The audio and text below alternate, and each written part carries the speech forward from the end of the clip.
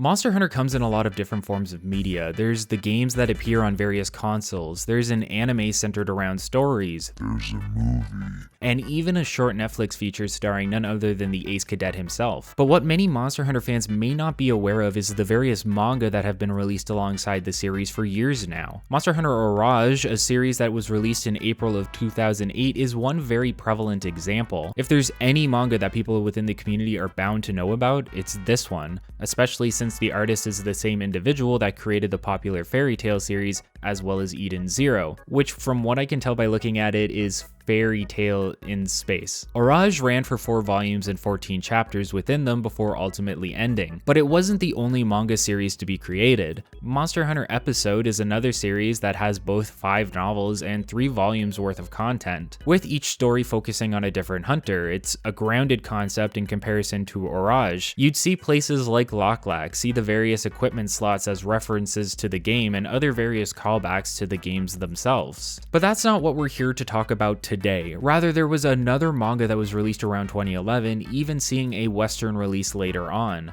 A manga with some of the best art and storylines in comparison to the other series that I mentioned. Despite how good it is, and despite its Western release, this manga seems to be generally overshadowed by the more popular Orage series, and I truly believe that's a crime considering how amazing I found this manga after reading all 80 chapters of it. So today I'd like to talk to you about Monster Hunter Flash Hunter, one of, if not the best Monster Hunter manga out there that you've probably never read.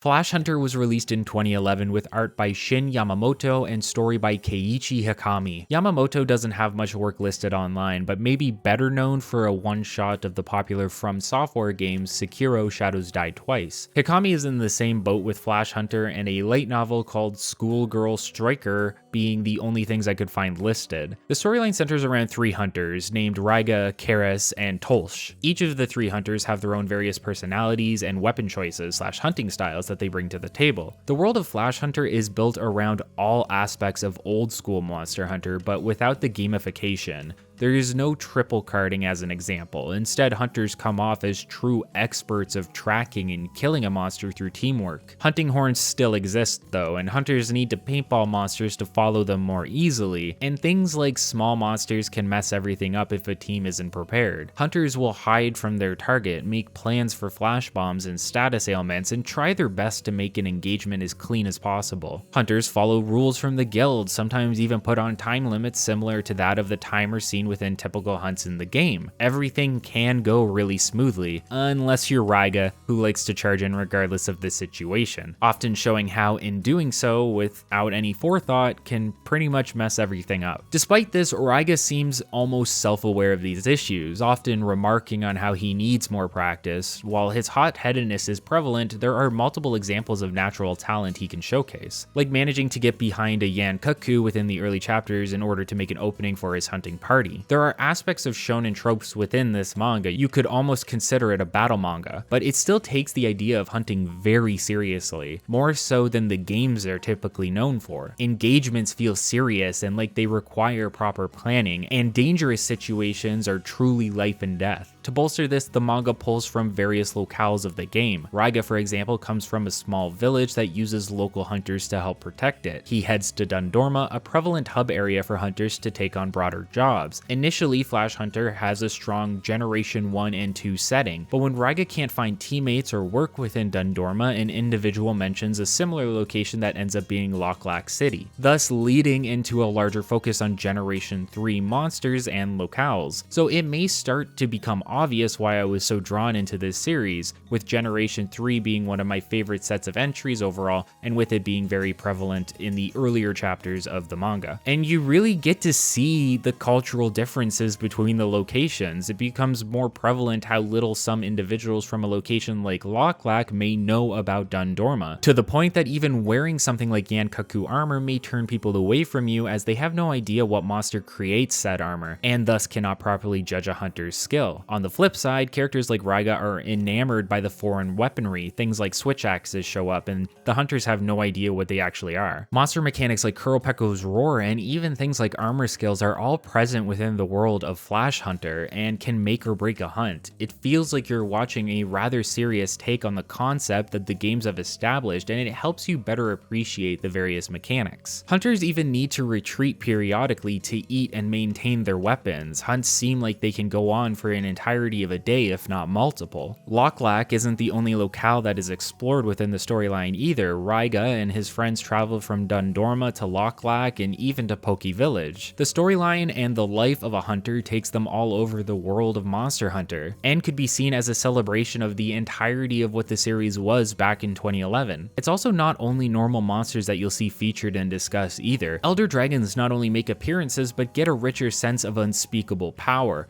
Monsters that are essentially considered gods to normal hunters can lead to bad apples showing up in order to utilize it. The art style is possibly one of the strongest parts of the overall product. As someone who isn't an artist, I can't fully appreciate it, but what I can exude praise over is the amount of detail they put into the monsters overall. You can get full pages of monsters like Kuropekko, Baroth, and even Rathian, all in fine, crisp detail, showcasing all of their various features. Like, look at this insane picture of Tigrex.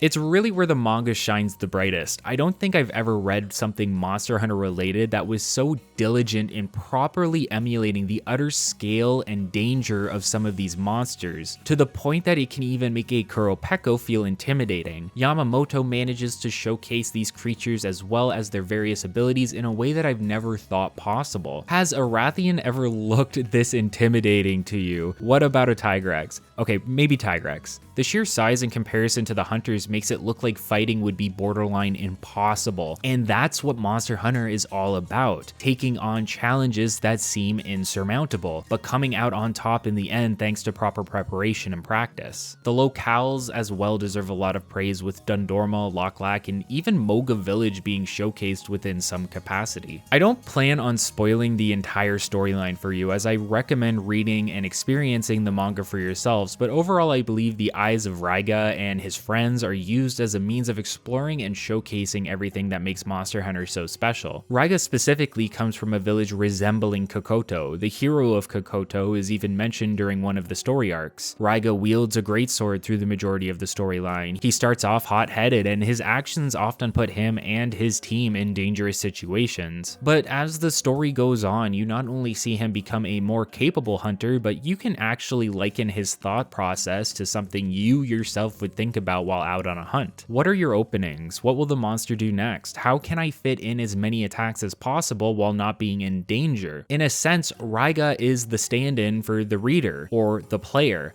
a way for people to relate to their own journey as hunters throughout the Monster Hunter series, but in situations where the risks feel much more realistic and deadly. Raiga's motivation for hunting is to protect his village, but early on in the storyline you learn it's a bit more than that. A hunter showed up to his village to help out for a long period of time, and over said time he and Raiga bonded. The hunter named Bexel even taught Raiga how to hunt. Bexel, like many other hunters, wouldn't stay purely in the village and often went out on expeditions to hunt various other creatures. After returning from one of these expeditions, Bexel's personality seemed to completely shift. He locked himself inside his house for long periods of time and ultimately ended up disappearing, only to appear again later as a talented hunter known as the Demon Dog.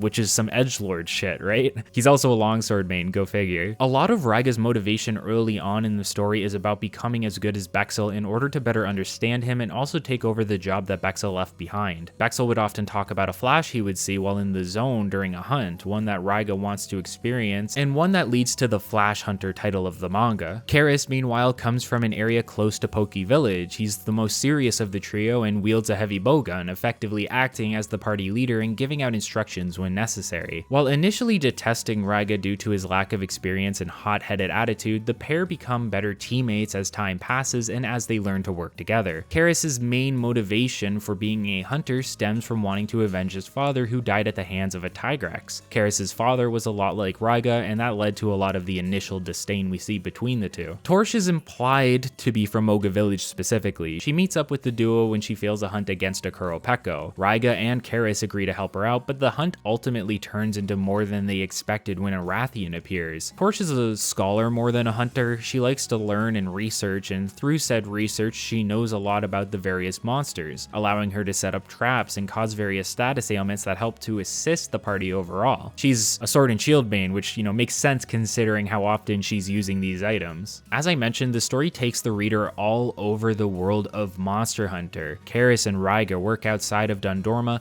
but travel to Lochlak in order to get fresh experience with new monsters. It's essentially a training arc that allows them to both bond with one another and become more experienced overall. After returning to Dundorma, they're tasked with heading to Poke Village to deal with an outbreak of monsters, and it's here that Raiga runs into Bexel for the first time since his disappearance when Raiga was a child. And I say child, but I think he was like 13 when he started hunting, and he's like 16, maybe 17 now. And during these journeys, the group meets various hunters with various personalities. Some hunters that look to protect their local villages, and others who are only in it for the coin, and the storyline really likes to explore those differing viewpoints. Should hunters hunt whenever they can in order to protect people, or should they not if there's no money on the line? What motivates individual hunters to do what they do? The manga explores all of this. It explores the individual settings and hunters within them, and gives you a more detailed look at the lives of the people you may have interacted with within the games. Villages feel alive. Protecting them feels like there's a lot more on the line, and it may make you appreciate your role as a talented hunter within the games a little bit more when you see the struggle other hunters have to go through on the day-to-day. And no more does the storyline shine brighter than in how it features the monsters. This manga is a rightfully glorified showcase of all the monsters you'd come to expect to see back in 2011. Tigrex, Barioth, Rathian, all of these monsters are here, and the fights against them are like nothing you've ever seen before. The way the manga conveys its battles and actions is better than what we see in some modern day Monster Hunter cutscenes. I can't recommend it enough, and the story goes on for much longer than what I've described. So if you're looking for something new to read or experience, see if you can find the manga at your local bookshops or maybe online. For Monster Hunter fans, I promise that it's worth it. Like I mentioned, this manga really comes off as a true celebration of old school Monster Hunter, and it's a shame it seems to be outshined by Araj when Flash Hunter is just leaps and bounds a better product overall. I hope that you decide to give it a chance, and if you do, be sure to let me know what you think of Monster Hunter Flash Hunter. With that being said, I'm Super Rad, and I'll see you in the next video.